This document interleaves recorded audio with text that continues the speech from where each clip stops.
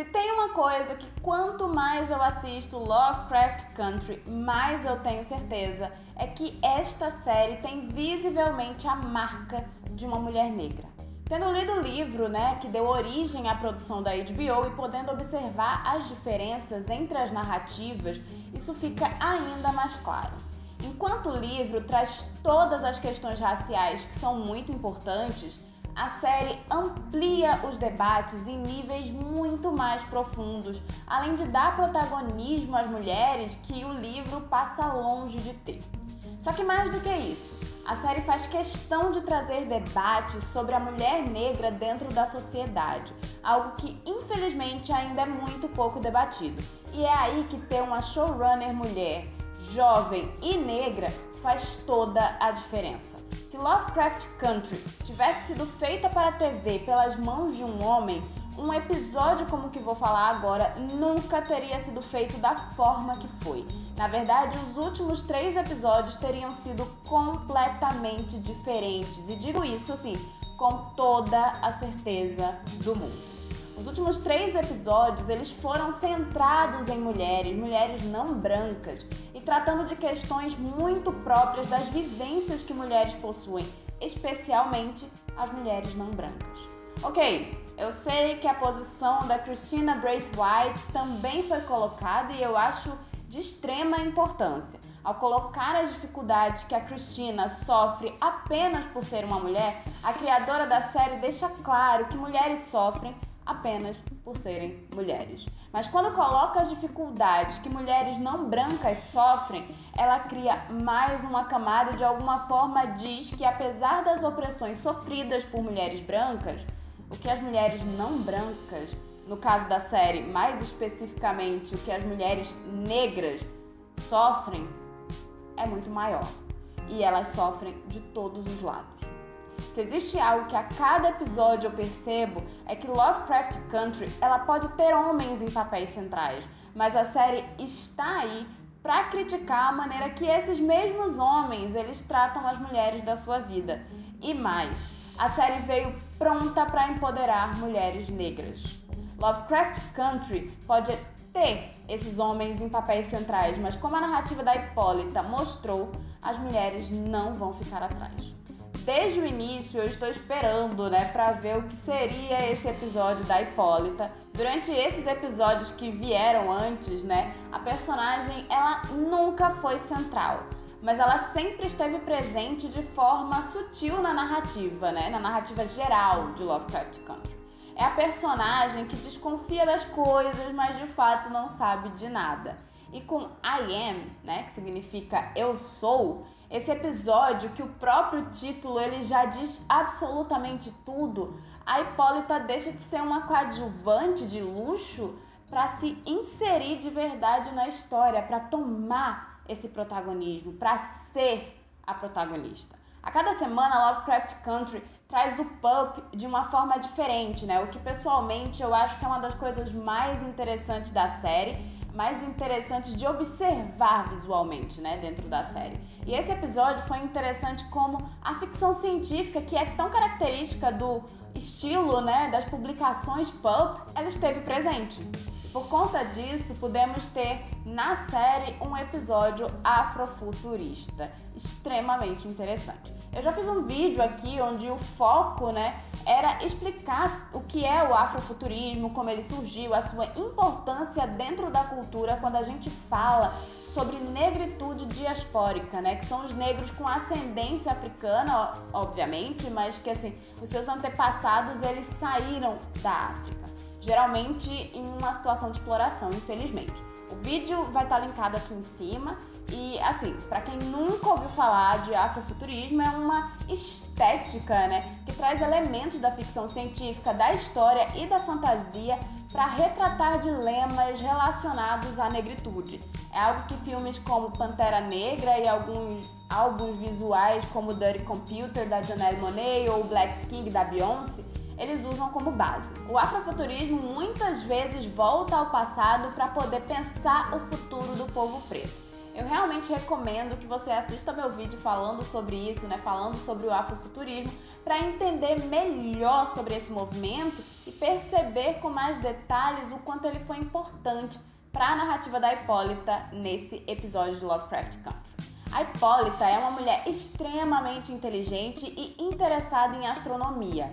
Ela gosta de entender sobre planetas, estrelas e tudo que envolve, a astronomia. E por isso, ela vinha tentando entender o planetário que ela achou na casa da Letícia. E quando ela finalmente descobre, ela sai em busca de respostas. Ela tá desconfiada já faz algum tempo, que a morte do George não foi exatamente como o Atticus, a Letícia e o Monrose contam. E é aí, nessa busca dela por respostas, que o episódio vira uma experiência. Uma experiência onde os elementos de horror cósmico, eles são excelentes. Hipólita acaba entrando num portal que faz com que ela viaje por diversas dimensões. Mas o que é mais interessante nas viagens da Hipólita é que passar por essas viagens dimensionais faz com que ela se reencontre consigo mesma e perceba o quanto ela vinha se anulando em prol dos outros.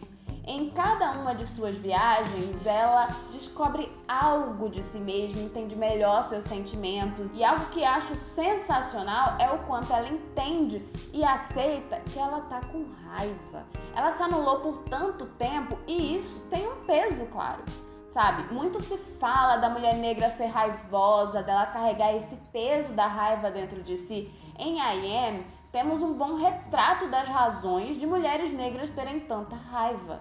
Diga-se de passagem, uma raiva que muitas vezes só fica guardada dentro dos corpos dessas mulheres negras, porque, em geral, mulheres negras não são ouvidas, elas são sempre silenciadas. Então, é aí um dos pontos principais do episódio, sabe? A mulher negra, ela é vista socialmente como uma cuidadora. E muitos podem achar que é exagero ou que só acontece quando se pensa em relações racializadas, mas não. A mulher negra, dentro do contexto preto, ela também é colocada em posição onde é sempre vista como subalterna. A mulher negra toma conta, ela cuida, ela pode abrir mão de si mesma para que os outros possam ascender. E esse episódio faz questão, sabe, de ser didático nisso, por ser importante que as pessoas elas comecem a entender esse pequeno, na verdade, não tão pequeno detalhe. Não está certo e não é saudável que exista tanto peso nas costas desse grupo, o grupo das mulheres negras que seguram a pirâmide social, sendo a base de uma estrutura extremamente opressora. A jornada de Hipólita foi tão bonita que, honestamente, o episódio acabou e eu fiquei triste, assim, que não teremos mais daquelas viagens no tempo, e, enfim, aquela loucura psicodélica que a gente teve no episódio, que ela voltou, pra vida real, mas, assim, foi muito bonito de acompanhar e ver o crescimento daquela mulher maravilhosa, assim.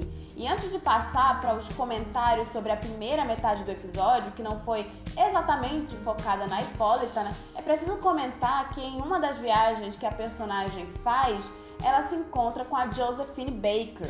Para quem nunca ouviu falar, a Josephine foi uma cantora e dançarina americana que era negra, mas que se naturalizou francesa e ficou conhecida como Vênus Negra. Josephine também foi uma ativista dos direitos civis e espiã contra o nazismo. Foi também a primeira mulher negra, a atuar com destaque em uma produção cinematográfica. Dizem que ela era bissexual, o que o episódio meio que dá a entender também. Então, assim, a história da Josephine é uma história de resistência, de liberdade e força para uma mulher negra, Então, por sinal, é preciso falar também que eu gosto muito de como a série mostra corpos, especialmente os corpos femininos. É incrível como a nudez feminina existe na série e nunca é simplesmente gratuita, exploratória ou sexualizada sem necessidade, sabe? Corpos são corpos naturais, diferentes uns dos outros e deveriam ser vistos de forma menos exploratória. E eu adoro que a série não cai nisso, nesse olhar sexualizado e exploratório. Mas vamos lá. Nem só de Hipólita vive o último episódio de Lovecraft Country. Atticus e Letícia, eles querem saber mais sobre o livro dos nomes e eles vão até Monrose para ver se descobrem alguma coisa. E aí a gente vê um show de homofobia, algo que a série quer mostrar que a comunidade negra precisa começar a desconstruir pra ontem. Monrose é um homem que ama homens, mas ele ainda tem a homofobia tão introjetada dentro dele que ele trata mal o homem que ele ama. E depois de uma briga com o Sammy, ele vai atrás do amante, né? Ele pede perdão e enquanto ele tá fazendo isso, ele dá de cara com o Atticus e a Letitia. O Tic tem uma reação horrível e extremamente preconceituosa, o que eu confesso que eu já imaginava que ia acontecer pela forma que o Atticus ele tinha reagido, né, no terceiro episódio, quando fizeram a insinuação de uma possível homossexualidade do Monrose. É interessante observar o quanto o Atticus ele é falho.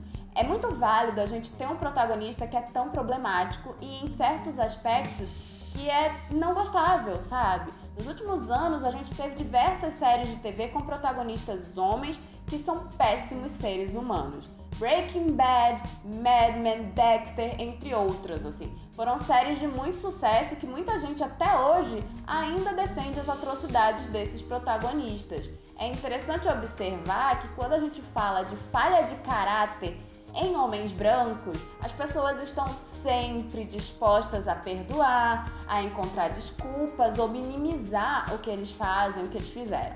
O mesmo não acontece quando a gente fala de homens negros e menos ainda quando a gente fala de mulheres. Então é muito importante que Lovecraft Country tenha o Atticus como um protagonista com ações tão questionáveis. Ele não é um péssimo ser humano, mas ele tem grandes falhas de caráter e que precisam, enfim, melhorar, né? E as personagens femininas da série, elas também têm a sua cota de falha. Isso é muito válido. Falando sobre elas, a gente teve a Ruby e a Christina finalmente tendo uma conversa mais honesta, eu acho. A Great White, ela explicou que as pessoas que ela usa para fazer sua poção lá, que transforma as pessoas, elas já estavam mortas, quase mortas, e que não foi ela que matou aqueles dois. Ironicamente, eu acredito na Christina, não acho que ela causou a morte do William. Agora a Ruby sabe pelo menos uma parte da trama em que a sua irmã está envolvida. E acredito que a reaproximação entre as duas, né, a reaproximação da Ruby com a Letitia também foi para conseguir informações. Eu estou curiosa para ver como vai ficar a relação dela com a Christina, né, da Ruby, e eu ainda acho que a Great White gosta de mulheres de alguma forma, mas eu não sei se a série vai explorar isso. Mas honestamente, eu acho que, já que começou com essa trama, deveria explorar direito, sabe? E Ruby e Letitia aparentemente, né, fizeram as pazes. Vamos ver por quanto tempo isso vai durar, já que a Ruby parece que tá meio que espionando a irmã. Mas eu confesso que achei bonitinho as duas conversando e eu gostaria que elas se dessem bem de alguma forma, sabe? Principalmente agora que parece que a Letty tá grávida. Sinal, assim, é sério que ela tá grávida? Já? É o que dá não usar contraceptivos, não é mesmo? Mas ok, anos 50, eu tô só esperando pra ver o que esse rolê todo vai dar. Eu achei um episódio bom, muito bom, e honestamente eu tenho achado que a série só cresceu do 5º episódio pra cá. E por isso mesmo eu já tô meio triste ao pensar que em breve, né, a temporada vai terminar, já que são apenas 10 episódios. O trabalho de adaptação tá incrível, muitas mudanças, mas todas muito bem executadas. E eu queria saber de você, né? Você tá gostando da série? Você tá achando que essa segunda metade, né, tá sendo ainda mais interessante que a primeira? Comenta aí embaixo, não deixa de curtir esse vídeo, compartilhar e se inscreve no canal. E é isso. Tchau!